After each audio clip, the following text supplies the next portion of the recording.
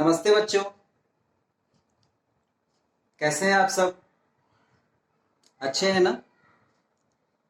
चलिए, ऊपर वाले से प्रार्थना है कि आप सब अच्छे रहें और अच्छे से पढ़ें। आज हम वर्ग 10 का एक बहुत ही बढ़िया एक नया चैप्टर लेकर उपस्थित हो रहे हैं, जो कि बहुत ही इंटरेस्टिंग है, बहुत ही मजेदार है और बहुत ही इजी है। और उस चैप्टर का नाम है समांतर श्रेणी। इसमें हम लोग आज समांतर श्रेणी क्या है इसको समझते हैं, इसके कुछ समस्याओं को हल करते हैं। लेकिन दोस्तों, समस्याओं को हल करने से पहले इसके सिद्धांत को, थ्योरी को और इसके कॉन्सेप्ट को समझना बहुत जरूरी है। वो इसलिए क्योंकि बिना कॉन्सेप्ट, बिना थ्योरी के समझे आप मैथ तो हो सकता है कि फॉर्मूला देख करके बना ले सकते हैं, परंतु आप उस पॉइंट ऑफ व्यू को नहीं समझ पाएंगे। समांतर श्रेणी है क्या, ये नहीं समझ पाएंगे आप। तो सबसे पहले हम इसके थ्योरी और इसके कॉन्सेप्ट को समझते हैं। जैसे हम एक एग्जाम्पल लेते हैं, एग्जाम्पल से इसकी शुरुआत हम करते हैं समांतर श्रेणी का। मान लिया जाए कि आपके घर में एक गुल्लक है जिसमें आप पैसे डालते हैं। वो आपका बाजार में चीनी मिट्टी का या मिट्टी का पकाया हुआ मिलता है, या फिर कई तरह के मार्केट में अवेलेबल होते हैं। धातु की भी हो सकती है, या हो सकता है कि आप घर में किसी डब्बे में ही पैसे एकत्रित कर रहे हो। लेकिन एकत्रित करने का जो नियम आपने बना रखा है वो ऐसा है कि आपने, हो सकता है आपने क्या, 1 जनवरी से आपने पैसे डालने शुरू किए। आप किस प्रकार डाल रहे हैं?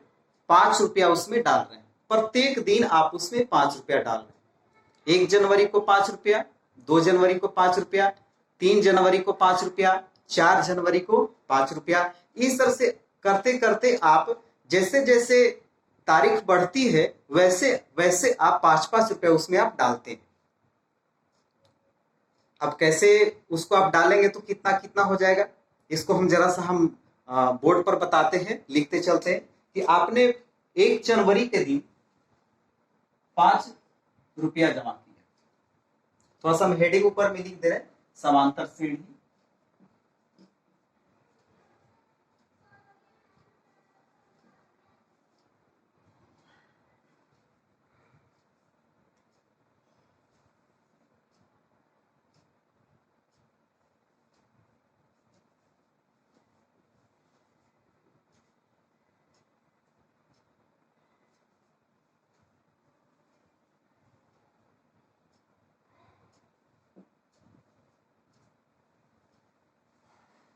समांतर श्रेणी, अरिथमेटिक प्रोग्रेशन। चलिए, तो हम क्या करते हैं, जो उदाहरण हमने आपके सामने प्रस्तुत किया उसको हम लोग क्या करते हैं, ढालते हैं अक्षरों, शब्दों, अंकों में। 5, 10, 15, 20, 25, 30। इस तरह से जब आप गुल्लक में पैसे डालेंगे तो आपके जो पैसे जमा होंगे वो इस प्रकार से होंगे। ये तो गुल्लक की बात। चलिए, एक और हम एग्जांपल लेते हैं। आपके घर में प्रत्येक दिन या प्रत्येक सप्ताह में या प्रत्येक महीने कुछ न कुछ नई वस्तु आती होगी, वो भी regular, per day, weekly, monthly, जैसे भी हो आती हो। तो जैसे पेपर आता हो, या हो सकता है कि आपके घर में दूध आता हो। तो चलिए, उसका एक एग्जांपल लेते हैं कि हो सकता है क्या, मान लिया जाए कि आपके घर में हो सकता है दूध आता हो पर डे 40 रुपए केजी, मान लीजिए कि आता हो दूध आपके घर में। तो वो 40 केजी के हिसाब से हम लिखते हैं यहाँ पर कि पहला दिन आपने अगर किसी भी महीने से शुरू किया हो या किसी भी दिन से शुरू किया हो, मैं दिन और महीने की बात नहीं करा, लेकिन पहला दिन आप जिस दिन से भी शुरू करें, लेकिन पहला दिन आपका जो पैसा उसके यहाँ देना होगा वो होगा 40 रुपया। दूसरा दिन जो पैसा देना होगा वो 80 रुपया। तीसरा दिन जो पैसा देना होगा वो 120 रुपया। चौथा दिन देना होगा 160 रुपया। इस तरह से आपको उसको देना होगा। तो उसको हम किस प्रकार से लिखेंगे? 40, 80, 120, 160, 200, इस प्रकार। पांचवें दिन आपको 200 रुपया हो जा रहा है जो आपको देना होगा। यदि उस दिन आप नहीं देते, अगले दिन 240 रुपया हो जाएगा। चलिए, ये दो उदाहरण है आपके सामने। एक दो उदाहरण और हम लेते हैं ताकि आपको अच्छे तरह से समांतर श्रेणी समझ में आ जाए। जैसे एक एग्जाम्पल हम लेते हैं कि मान लीजिए कि एक विद्यालय में 5 क्विंटल चावल है। हॉस्टल जो है आवासीय विद्यालय, और उसमें 500 केजी चावल है। प्रत्येक दिन उसमें से 20 केजी चावल बनता है प्रत्येक दिन। तो चावल की जो शेष मात्रा बच जाएगी वो कैसे कैसे बचेगी? तो देखिए, 500 केजी चावल है आपको प्रारंभ में 500 केजी चावल है। उसके अगले दिन चावल जो है वो, यानी कि उस दिन जब स्टार्ट होता है जिस दिन, उस दिन चावल बनता है 20 केजी। तो शेष कितना बचता है? शेष बचता है 480। उसके बाद जो शेष बचेगा 460। उसके बाद जो शेष बचेगा वो 440। उसके बाद 420। इसी प्रकार चावल का शेष भाग बचता चला जाएगा। आप गौर कीजिएगा इन सभी उदाहरणों पर, और आप इस बात का अंदाजा भी लगा रहे होंगे कि बहुत ही उदाहरण बहुत ही सिंपल है। लेकिन अब इसी में हम आपको बताएंगे कि समांतर श्रेणी है क्या और कैसे ये बन रहा है। लेकिन इससे पहले एक और छोटा सा एग्जांपल ले लेते हैं। जैसे मान लिया जाए कि आपके यहाँ कोई गाड़ी खरीदा गया है। जैसे कोई गाड़ी ले लीजिए, अपाची, अभी मार्केट में अच्छा है। तो मान लीजिए 1,20,000 रुपया में गाड़ी आपने खरीदा।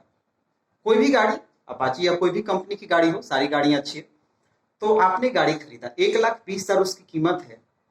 और प्रत्येक वर्ष जैसे ही 1 साल बीतेगा तो गाड़ी अगर आप बेचना चाहोगे तो उसका रेट क्या हो जाएगा? कम जाएगा।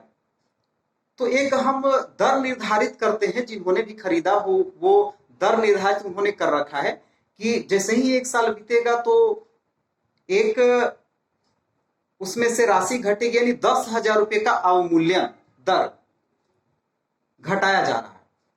तो 10,000 रुपए जब घटेगा तो अगले साल जो राशि बच जाएगी उस गाड़ी की कीमत होगी वो 1,10,000 होगी, क्योंकि सेकेंड हैंड होगा, चूंकि 1 ही साल का है। तो 10,000 की अवमूल्यन की दर से अगले साल 1,10,000। इसको हम जरा शब्दों में लिखते हैं। इसको हम अंक में लिखते हैं। इसको कैसे? 1,20,000। उसके बाद 1,10,000। उसके बाद 1,00,000। उसके बाद 90,000। इस तरह से जो गाड़ी की कीमत होगी वो क्या होगी? 1,20,000, 1,10,000, 1,00,000 और उसके बाद 90,000। ऐसे अवमूल्यन जिस प्रकार से होगा 10,000 के हिसाब से, तो ये आपके जस्ट अगले साल, उसके बाद वाले साल, उसके बाद वाले साल, इस प्रकार की राशि होगी। इस प्रकार की कीमत उस गाड़ी की होगी जो सेकेंड हैंड हो जाएगा। यदि बेचना चाहेगा तो ऐसे रेट हो जाएगा। चलिए, आपके पास ये 4 उदाहरण हैं। चारों उदाहरण में आप स्पष्ट बहुत कुछ समझ रहे होंगे, बिना बताए आप बहुत कुछ समझ रहे होंगे इसमें। तो जो थोड़ी बहुत दिक्कत है वो हम बता रहे हैं। ये चारों उदाहरण में हम देख रहे हैं कि ये ऐसी श्रृंखलाएं बनी हुई है, यहां ऐसी श्रेणी का निर्माण हुआ है जिसमें एक निश्चित संख्या घटाई या जोड़ी गई है। एक निश्चित संख्या घटाई या जोड़ी गई है। ऊपर वाले एग्जाम्पल में आप देख सकते हैं 5-5 रुपया जोड़ी गई है। दूसरे वाले में देख सकते हैं 40-40 रुपया। तीसरे वाले में आप देख सकते हैं 20 रुपया क्या है, घट रहा है। सॉरी, 20 केजी घट रहा है। ये चावल था, 20-20 केजी घट रहा है। नीचे वाले आप देख रहे हैं 10-10 हजार रुपये घट रहा है प्रत्येक में। अब यहां चूंकि देखिए, अब बात यह उठती है कि हमने 10,000 घटाया ही तो घटेगा, तो 10,000 घटेगा और राशि जो आएगी घट के आएगी। 5-5 ऊपर वाले में जोड़ेंगे तो इसी प्रकार आएगी। अब यही जो श्रेणी का निर्माण हो रहा है, जिसमें एक समान एक निश्चित संख्या जोड़ी जा रही है या निश्चित संख्या घटाई जा रही है, यही जो श्रेणी है ये समांतर श्रेणी है। यही श्रेणी समांतर श्रेणी है। अब इन श्रेणियों में हम स्पष्ट देख सकते हैं कि कहीं भी बीच में जो अंतर है, कहीं भी आप किसी भी दो संख्याओं के बीच का अंतर लें, कहीं भी वो समान है। आप यहां देखें 5 से 10 के बीच में जो डिफरेंस है वो समान है। 10 से 15 के बीच में जो डिफरेंस है यानी कि अंतर जो है वो समान है, यानी कि 5 है। इसके बीच में जो अंतर 5 है, इसके बीच का अंतर 5 है, इसके बीच का अंतर 5 है। और जब 35 लिखा जाएगा यहाँ, तो 35 और 30 के भी बीच का अंतर है वो 5 ही होगा। इस प्रकार आप प्रत्येक पद में देख सकते हैं। यहाँ 500 रुपया है, इसमें तो जोड़ा ही गया, ये दोनों पद में घटाए गए हैं और ये दोनों श्रेणियों में क्या है वो जोड़े गए हैं। तो आप यहाँ देख सकते हैं 20 केजी घटा 480, 480 में 20 केजी घटा 460, 20 यहाँ भी, यानी इसके बीच का अंतर 20, इसके बीच का अंतर 20 का अंतर है। यहां भी, यहां 10-10 हजार का अंतर है। अब प्रत्येक जो संख्याएं हैं लगातार क्रमिक संख्याएं, उनके बीच का जो अंतर है वो समान है। अब हम समांतर श्रेणी को समझ चुके हैं। इसकी परिभाषा हम इस प्रकार दें। परिभाषा क्या होता है? परिभाषा का मतलब होता है कि जो हमारे पास मौजूद है, जो एक श्रृंखला मौजूद है, जो हमारे पास मैथमेटिकल चीजें मौजूद हैं, उसके बारे में एक सटीक भाषा में कह देना, वैसी भाषा में कहना जो उसके इर्द गिर्द घूमती हो। परिभाषा मतलब उसी के परि अंदर घूमता हो, उसी के बारे में कहता हो, ऐसी भाषा। तो इसके बारे में क्या भाषा कह रही है? जो इसके बारे में हम कहेंगे वो इसकी परिभाषा हो जाएगी। तो इसको हम अपने से कैसे कह सकते हैं कि वैसी श्रेणी जिसमें एक निश्चित पद या निश्चित संख्या जोड़ करके या निश्चित संख्या घटा करके निर्माण की जाती हो, वैसी श्रेणी समांतर श्रेणी कही जाएगी। इसकी परिभाषा भी स्पष्ट है। अब एक चीज और हम देखते हैं इसमें, ये तो आप लोग समझ चुके बहुत ही आसानी से। समांतर श्रेणी में अब तो कोई हमारे समझ से दिक्कत नहीं होगी। कुछ ऐसे होते हैं, जैसे आपको पद दिए गए हैं, ये जो एक जो लिखा गया है, इसमें 1 2 3 4, इसमें 1 2 3 4 5, इसमें 1 2 3 4 5, इस तरह से जो है ये, इसमें से प्रत्येक को पद कहते हैं या टर्म कहते हैं या पद कहते हैं। तो प्रत्येक जो यहां हम पद देख रहे हैं, इसमें जो संख्या है वो किसी में अगर हम आगे बढ़ते जाए तो लिमिट हो जाएगी और किसी में अनलिमिट हो जाएगी। यानी किसी में सीमित संख्या होगी, सीमित पद होंगे, किसी में असीमित पद होंगे। तो जिसमें सीमित पद होंगे उसको परिमित एपी बोलते हैं, परिमित समांतर श्रेणी। और जिसमें पदों की संख्या निश्चित नहीं होती है उसे हम लोग अपरिमित एपी कहेंगे। चलिए, अब ये आप लोग अच्छी तरह से समझ चुके होंगे कि समांतर श्रेणी क्या है। अब आप चाहे तो खुद से आप समांतर श्रेणी चाहे तो बना सकते हैं। इसमें आप देखें कि प्रारंभ में क्या था, एक संख्या दी हुई थी, ये 5, ये 40, ये 500, ये 1,20,000, और तभी इन सारे पदों का निर्माण हुआ। यानी कि यहां पर जो पहला पद है, ये पहले पद की आवश्यकता है। जब आपको भी समांतर श्रेणी बनाने को दे दिया जाएगा कोई उदाहरण के माध्यम से, और आपको कहा जाएगा समांतर श्रेणी बनाइए, तो आप कैसे बनाओगे? आपको बनाने के लिए कुछ तो उसमें चाहिए। तो क्या क्या चाहिए आपको, क्या क्या चाहिए जिससे कि आप बना लोगे? तो कहीं और नहीं देखना है, सोचना यहां पर बस इसी एग्जाम्पल पर ध्यान देना है कि हमने सभी उदाहरण में हमने कहा था कि 5 रुपया से शुरू किया जा रहा है। इसमें हमने कहा था 40 रुपये केजी दूध। यदि 30 होता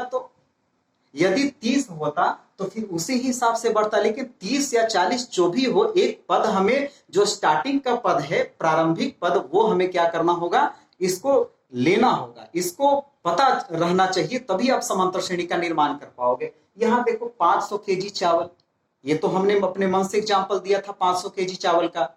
तो ये जो है प्रथम पद, इसका होना अति आवश्यक है। अब यहाँ 1,20,000 है, जो गाड़ी की कीमत 1,20,000 रुपये है, इसको तो हमने ही कहा था आपको, तभी क्या हुआ, अगले पदों का निर्माण हो पाया। एक बात और ध्यान रखनी पड़ती कि 1,20,540 से 5 है, ये तो निश्चित है कि ये सब होने चाहिए, यानी कि किसी समांतर श्रेणी के निर्माण में प्रथम पद का होना अति आवश्यक है। तो अब आप ही लोग दिमाग लगाओ, आप लगाओ ये दिमाग कि क्या प्रथम पद केवल दिया रहे तो आप समांतर श्रेणी बना लोगे? क्या जोड़ना है निश्चित संख्या, क्या घटाना है, फिर ये कहां से आएगा? तो इसके लिए आप गौर कीजिए पुनः इस उदाहरण पर, और इसमें आप देख सकते हैं कि मैंने प्रारंभिक पद तो लिया ही था, इसके अलावे हमने ये भी कहा था कि 5-5 रुपए डाला जाता है। इसमें हमने कहा था 40 रुपए केजी दूध है, 40-40 का अंतर जाएगा। इसमें हमने कहा था कि 500 केजी चावल है, 20-20 केजी प्रत्येक दिन बनता है। ये 1,20,000 है, प्रत्येक वर्ष इस गाड़ी का अवमूल्यन 10,000 रुपए की दर से होता है। तो इस प्रकार से जो 10,000 रुपया है वो घटा, तो ये 10, 20, 5 और 40, यहां पर जो राशि बताई गई, ये आपका, ये दोनों के बीच का अंतर है, और इस अंतर को हम लोग सार्व अंतर कहते हैं, कॉमन डिफरेंस, सार्व अंतर। तो यह सार्व अंतर का होना बहुत आवश्यक है। तो अब आप प्रारंभिक पद और सार्व अंतर रहते हुए आप क्या कर सकते हैं कि किसी भी समांतर श्रेणी का निर्माण कर ले सकते हैं, यानी न्यूनतम आपको ये दोनों चाहिए ही चाहिए। ए प्रारंभिक पद, जिसको हम लोग ए से सूचित करते हैं, और ए आपके अल्फाबेट का पहला लेटर होता है, इसलिए ए, और जो दोनों के बीच का अंतर है वो D, means difference, common difference. Common difference का मतलब है कि सभी में जो डिफरेंस है वो डी, सभी का डिफरेंस डी, तो केवल डी, इससे सूचित किया जाता है कॉमन डिफरेंस, यानी कि सार्व अंतर। ये दोनों न्यूनतम आपको चाहिए ही चाहिए किसी समांतर श्रेणी के निर्माण के लिए। अब चलिए, यहां तो हम लोग देख लिए प्रथम पद, और उसके बाद ये है द्वितीय पद, तृतीय, चतुर्थ पद, या पहला पद, दूसरा पद, तीसरा पद, चौथा पद, पांचवा पद, छठा पद, ऐसे हम लोग इसको लिख सकते हैं आसानी से। और सार्व अंतर, प्रथम पद तो हम लोग जान जाए कि जो शुरुआत में है वो प्रथम पद है, और इसके बाद सार्व अंतर जो है वो सार्व अंतर हम लोग निकाल लेंगे कि सार्व अंतर चूंकि हर जगह अंतर समान है, तो किसी भी कहीं भी दो क्रमागत पदों का अंतर हम लोग कर लेंगे। क्रमागत पदों का अंतर मतलब क्रम से, अगर आप यहाँ ये करते हैं तो जस्ट इसके आगे वाले में से इसके पीछे वाले घटाएंगे तो जो निकलेगा अंतर वो कॉमन डिफरेंस होगा। तो ये 90,000 में से 1,00,000 घटाएंगे तो ये -10,000 आएगा। तो ये जो है आपका ये समांतर श्रेणी, इस समांतर श्रेणी में जो ए है यानी कि प्रथम पद है वो 1,20,000 है, और जो डी है कॉमन डिफरेंस, सार्व अंतर, वो है -10,000। इसमें से भी इसको घटाएंगे -10,000, इसमें से भी इसको घटाएंगे -10,000, इसको में से इसको घटाएंगे -10,000 आएगा। तो इसी तरह हम किसी भी समांतर श्रेणी में दो क्रमागत पदों का अंतर जब निकालेंगे तो वो डी कहलाएगा। आप इसमें से इसको घटाओ या इसमें से इसको घटाओ, एक ही आएगा। इसमें से इसको घटाओ या इसमें से इसको या इसमें से इसको या इसमें से इसको घटाओ, सेम आएगा। तो ये सारा अंतर कहलाएगा। और एक बात और जानने योग्य है कि जब भी किसी समांतर श्रेणी की पहचान करनी हो कि समांतर श्रेणी हम लोग पहचाने कैसे, तो समांतर श्रेणी के पहचान करने के लिए बहुत सिंपल एग्जांपल है यही कि आप प्रत्येक पदों के बीच का जो अंतर है यानी डी, वो प्रत्येक पदों के बीच में समान होना चाहिए। प्रत्येक क्रमागत पदों के बीच में वो जो अंतर है डी, वो हर जगह समान होना चाहिए। तभी हम समझेंगे कि वो जो श्रेणी लिखी गई है वो समांतर श्रेणी में है। चलिए, तो अब हमको नहीं लगता कि आप अब समांतर श्रेणी नहीं समझ पाए होंगे। यदि अभी भी कोई प्रॉब्लम है तो आप हमें कमेंट करें, आप हमें व्हाट्सएप के माध्यम से, आपका जो है आपके पास मेरा नंबर है, आप उसके माध्यम से आप इसका जो भी पॉइंट समझना चाहें आप समझने के लिए मुझे लिख सकते हैं या कॉल कर सकते हैं। चलिए, अब ये है आपको एक समांतर श्रेणी लिखने को कह दे। अभी हमने कहा कि न्यूनतम आपको प्रथम पद और सार्व अंतर चाहिए। चलिए हम एक न्यूनतम पद, प्रथम पद और एक सार्व अंतर आपको देते हैं। प्रथम पद मान लिया जाए 2 है, मैंने आपको दिया प्रथम पद 2 और सार्व अंतर आपको 7, कुछ भी ले लें आप, 7, 6, 5 जो भी है 7। ये प्रथम पद और ये जो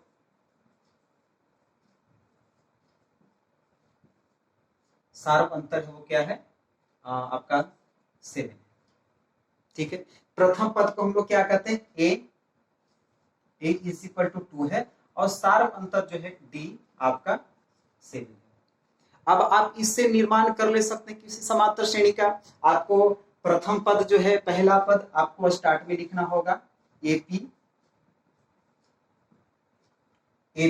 2 प्रथम पद, और ये 2 और 7 कितना होगा 9।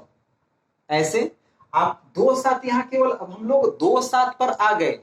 ये एग्जाम्पल जो था वो भी ठीक यही था। ये 2 जो है यहाँ 1,20,000 है और ये जो 7 है वो हमने 10,000 का अवमूल्यन कहा था, उसके जगह पे ये 7 है। प्रत्येक उदाहरण में आप देख सकते हैं कि जो हमने जैसे यहाँ पर 20 का डिफरेंस है, यहाँ वो 7 है डी, यहाँ 20 का, ये 40 का जो है वहां यहाँ पर क्या है 7, और ये जो 40 है यहाँ 2 है। तो जिस प्रकार यहाँ निर्माण हुआ इन पदों का, उसी प्रकार आप यहाँ भी इसका निर्माण कर ले सकते हैं। कैसे 2 और 7 जोड़ेंगे 9, 9 और 7 16, 16 7 23, 23 7 30। इस प्रकार आप आगे समांतर श्रेणी आगे ले जा सकते हैं। बहुत सिंपल है। ए और डी के होते हुए आपने क्या किया, आपने निकाल दिया क्या एक समांतर श्रेणी। ठीक है, एक और हम एग्जांपल देते हैं। जैसे ये आपका है 3 और जो डी है वो है -5। ए 3 पहला पद, डी -5। अब जरा इसको देखिए, इससे आप निर्माण करिए। करना क्या है आपको, प्रथम पद लिखा गया, इसके बाद फिर डी -5 है। प्रथम पद में आपको क्या करना है, -5 को जोड़ना है, -5 को जोड़ना है। तो आप क्या करें, -5 जोड़ें तो कितना हो जाएगा आपका 3 है, -5 है, जोड़ेंगे यदि हम, ये आएगा -2।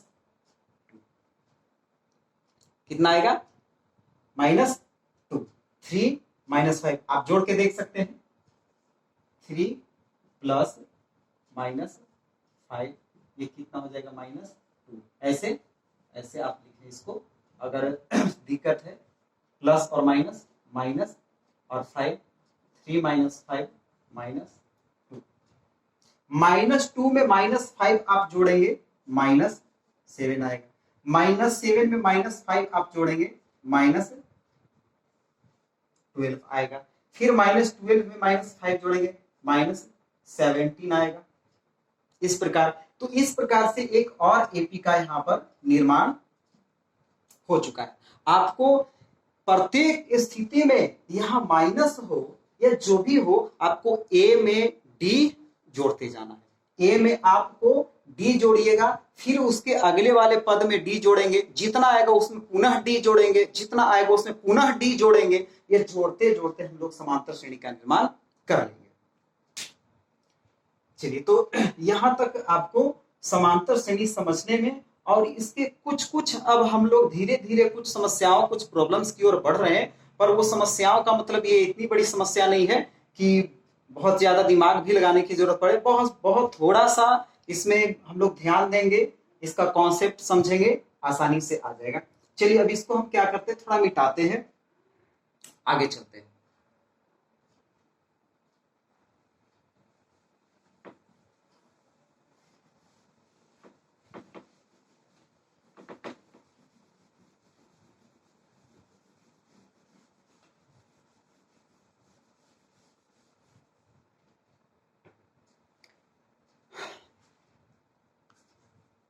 तो आपने क्या देखा, आपने देखा कि पद, कई पद इसमें आए। अब हम लोग एक और कोई सा एग्जांपल ले लेते हैं, जैसे कोई एक 2 9 7 16 23 और 30, इस तरह से। ये जो आप देख रहे हैं, ये एपी 2 9 16 23 30 है। जस्ट इसके यहां पे जो लिखा हुआ था वो है 2 पहला पद, 9 दूसरा पद, 16 तीसरा पद, 23 चौथा पद, 30 पांचवा पद, और इसके बीच का जो अंतर है वो डी। वो डी कितना है, 7 है। ए 2 और डी है वो 7 है। चलिए, तो यहां पर अब हम लोग देखते हैं ए 2 और डी 7 है। तो हम लोग इसमें अब कुछ एक फॉर्मूला की ओर चलते हैं। एक फॉर्मूला हम लोग बनाते हैं कि बाय द वे, अगर 2 9 16 23 30 दिया हुआ है, पहला दूसरा तीसरा चौथा पांचवा पद, अब पूछ दे कि इसका 30वां पद निकालें। अब 30वां पद निकालने के लिए, अब देखिए यहीं पे कॉन्सेप्ट को समझना है, यहीं पे मुख्य रूप से कि 30वां पद आपको निकालना है। तो आप अगर चाहे तो ये 5 तक लिखा हुआ है, छठा 7वां 8वां 9वां 10वां, ये सब लिखते लिखते 30वां पद हम लोग निकाल लेंगे आसानी से। लेकिन निकाल तो लेंगे जरूर, पर वो बहुत लंबी श्रृंखला हो जाएगी, आपका 250वां पद कह दे।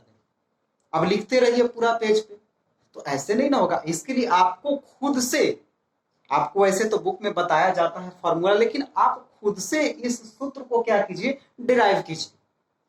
आप खुद से इस सूत्र को बनाइए, देखिए कैसे बनता है।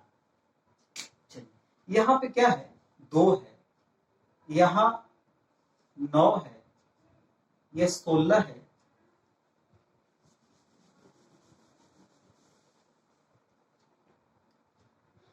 यहां 23 है, यहां 30 है।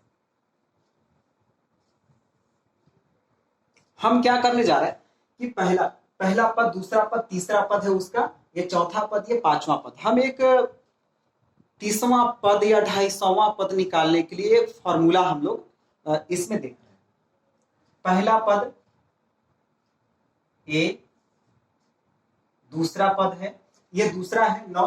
अब दूसरा पद जो है, आप देखो पहला पद ए है यानी कि 2 और डी 7 है। दूसरा पद बना कैसे है, दूसरा पद जो बना है वो है आपका 2a और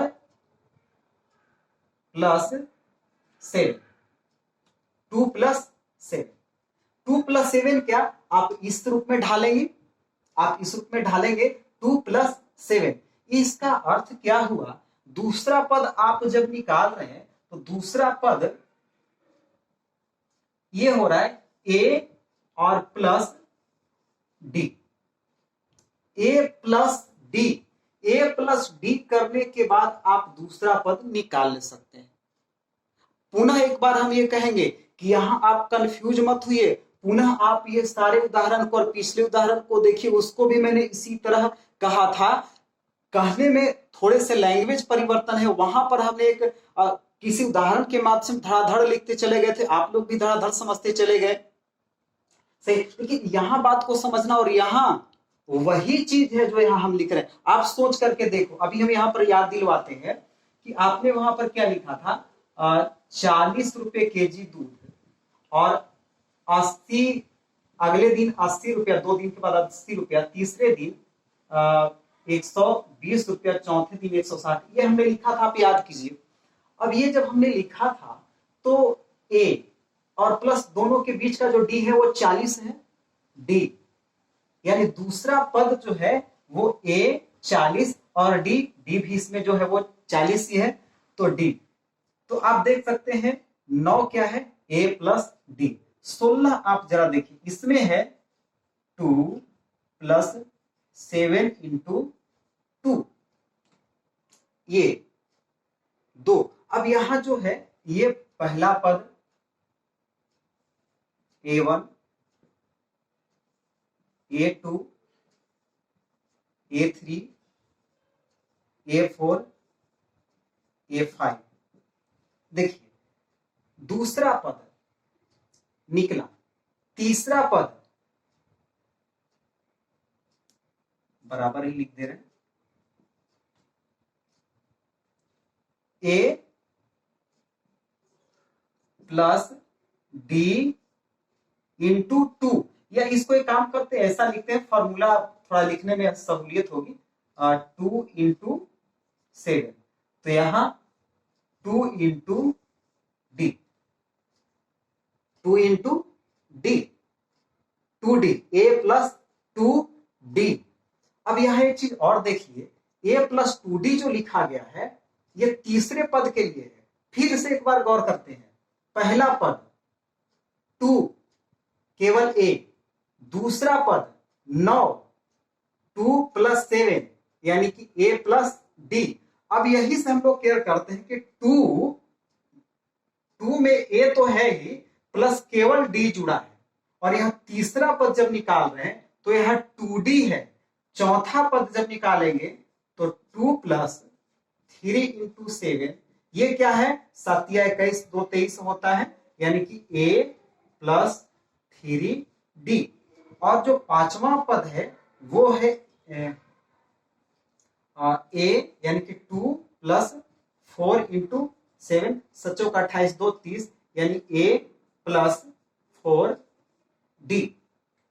आप इसको गौर करते चलिए, ए सब में है, ए यानी प्रथम पद प्लस प्लस क्या, प्लस प्लस दूसरे पद के लिए 1d, तीसरे पद के लिए 2d जोड़ना है, चौथे पद के लिए 3d और पांचवें पद के लिए 4d।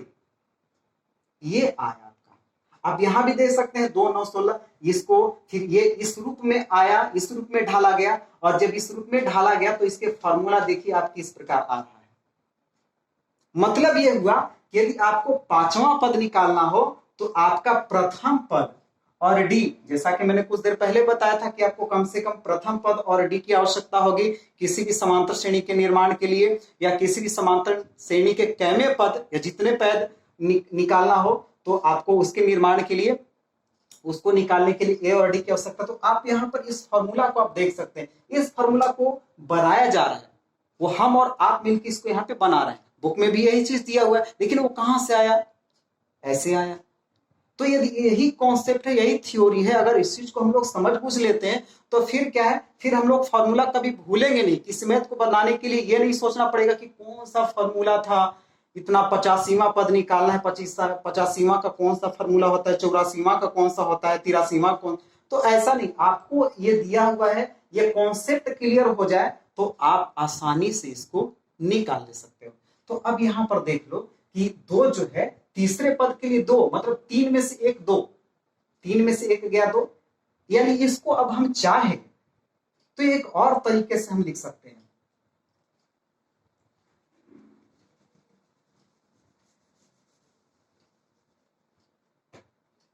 यहां पर तो 2 यानी कि a प्लस 2 माइनस 1, ऐसे 2 minus 1 into D, a plus 3 है यहाँ, तो 3 को शामिल करते, तीसरा पद तो 3 तो यहाँ लिखेंगे। हाँ, वैसे लिखा गया था कि एक कम, तो आपको लग रहा हो कि 2D लिखिए ना, 2D लिख देते हैं, एक कम लिखेंगे, याद रखेंगे। लेकिन ये क्या है, ये तो हम इसके लिए केवल A3 के लिए ये मान्य है। लेकिन क्या होगा कि फॉर्मूला निकालने के लिए कैमा पद क्वेश्चन में पूछ दे, तो उस पद के लिए हम लोग क्या करें, फॉर्मूला डिराइव कर लेंगे तभी तो 3 माइनस 1 इंटू डी, और A4 के लिए 4 माइनस 1 इंटू डी, A5 के लिए 5 माइनस 1 इंटू डी, और अब इसको देखिए, यही चीज था आपका A प्लस डी, 1D या केवल डी, बात एक ही है, A plus 2D, A plus 3D, A plus 4D, इस तरह से। तो अब आप समझ गए होंगे कि किसी पद को निकालने के लिए कौन सा फार्मूला हो सकता है। अगर 85वां ही पूछ दे तो 85वां के लिए आप क्या करोगे कि उसको 84D, A प्लस 84D, 85वां पद निकल जाएगा। लेकिन उसके लिए क्या है कि फॉर्मूला हमें लिखेंगे 90वें पद के लिए। तो यहाँ 90वें पद का मतलब होता है AN बराबर, 90वें पद के लिए क्या फॉर्मूला हो जाएगा, AN बराबर A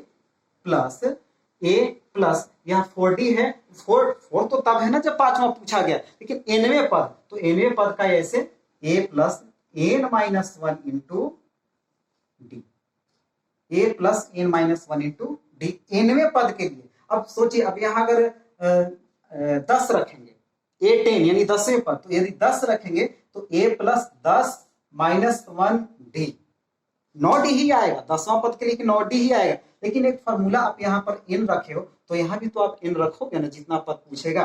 तो इस तरह से आप फॉर्मूला इसको लिख सकते हो। पद को वैसे T से भी कहीं कहीं TN लिखा हुआ मिलेगा टर्म, तो TN भी मिले तो घबराए नहीं, AN और TN सेम है। चलिए, तो इस तरह से क्या है, इस फॉर्मूले का डिराइव हो गया, और इस तरह से हम समझते हैं कि आज आपको बहुत सी बातें क्लियर हो गई है। और यदि क्लियर नहीं हुई है तो आप हमें व्हाट्सएप के माध्यम से आप जो भी समस्या हो भेज सकते हैं, अपनी अपनी समस्या को भेजिए। इसके अगले वीडियो में हम इससे आगे बताएंगे, और बहुत ही कम समय में आपका ये जो समांतर श्रेणी है, इसके कुछ सवालों को हम सोल्व करने का कोशिश करेंगे। और आप जब भी ये जो जाएगा, ये आपका अपलोड होगा, ये YouTube के माध्यम से अपलोड होगा, और ये पहला वीडियो है। और इसको आप यदि प्राप्त करना चाहते हैं, इसके बाद और भी वीडियो आगे है, यदि इसको आप प्राप्त करना चाहते हैं, आप देखना चाहते हैं, इससे आप फायदा उठाना चाहते हैं, तो आप इसको सब्सक्राइब कर दें, क्योंकि जैसे ही मैं कोई नई वीडियो अपलोड करूंगा आप तक उसकी सूचना मिल जाएगी। और अच्छी लगे इसको लाइक भी कीजिए, और जो समस्या हो हमसे जरूर कहिए। बहुत बहुत धन्यवाद।